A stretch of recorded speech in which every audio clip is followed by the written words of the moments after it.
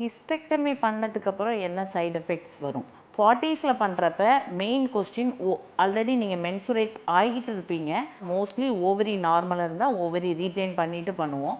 சில பேருக்கு ஓவரிலையும் பெத்தாலஜி, அதாவது எண்டோமெட்ரியோசிஸ்லாம் ஓவரிஸை சிவியராக அஃபெக்ட் ஆகிருந்தது அப்படின்னா ஃபுல்லாகவே ரிமூவ் பண்ணுவோம் ஓவரிஸோட. இம்மீடியட் காம்ப்ளிகேஷன்ஸ் பண்ணோன்னே என்னென்ன ப்ராப்ளம் வரும்னா, நம்ம ஹிஸ்டெக்டமி பண்ணுற டைம்லேயே டிஃபிகல்ட் ஹிஸ்டெக்டமிஸாக இருந்தால் பக்கத்தில் உள்ள அட்ஜசன்ட் ஸ்ட்ரக்சர் யூரேட்டர், அந்த யூரினரி டியூப்லேயோ பிளாடர்லேயோ ரெக்டம் அதாவது மலக்குடல்லையோ சில டைம் இன்ஜுரி ஆகிறதுக்கு, பபல்லையோ இன்ஜுரி ஆகிறதுக்கு வாய்ப்பு உண்டு. இன்னொன்று இன்ஃபெக்ஷன், காமனாக ஊண்ட் இன்ஃபெக்ஷனோ இல்லை அந்த யூட்ரஸ் ரிமூவ் பண்ண வால்ட்டில் சூச்சர் பண்ணியிருப்போம். இன்னொன்று ப்ளீடிங் ஆகலாம். உங்களுக்கு சர்ஜரி பண்ணுற டைமில் ஏதாவது மேஜர் வெசல்ஸ் நம்ம கிளாம் பண்ணுறப்ப ஸ்லிப் ஆனால் ப்ளீட் ஆகலாம். ஸோ இதெல்லாம் inherent complication, anaesthesia related complications.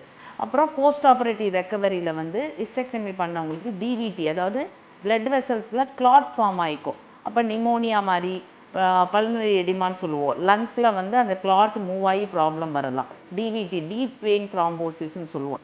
இப்போ லேட்டாக நமக்கு என்ன ப்ராப்ளம் வரும் அப்படின்னு பார்த்தா, ஓவரிஸை ரிமூவ் பண்ணலை அப்படின்னா நிறைய பேருக்கு ஒரு உடம்புலேருந்து ஒரு ஆர்கனை எடுக்கிறப்ப they feel something they lost, எனக்கு ஏதோ போயிட்ட மாதிரி இருக்குது அப்படின்னு ஒரு டிப்ரெஷன் வரலாம். சில பேருக்கு ஆன்சைட்டி டிஸார்டராக கூட அது வரலாம்.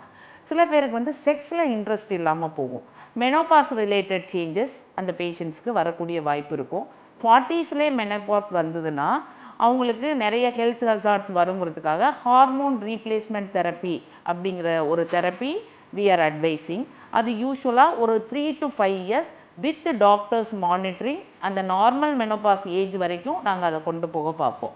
இதே நீங்கள் 60ஸ்ல நம்ம ஹிஸ்டெக்டமி பண்ணியிருக்கோம்னா அவங்களுக்கு இந்த இம்மீடியட் காம்ப்ளிகேஷன்ஸ் ப்ளீடிங், இன்ஃபெக்ஷன் இதெல்லாம் வரலாம். இந்த கிளாட் ஃபார்ம் ஆகிற டெண்டன்சி அவங்களுக்கு அதிகமாக இருக்கலாம்.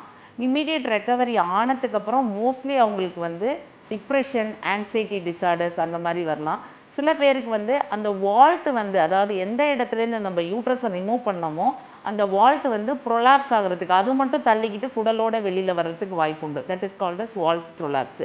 இதெல்லாம் 60ஸ்ல நம்ம ஹிஸ்டெக்டமி பண்ணுறப்ப எதிர்பார்க்குற பின்விளைவுகள்.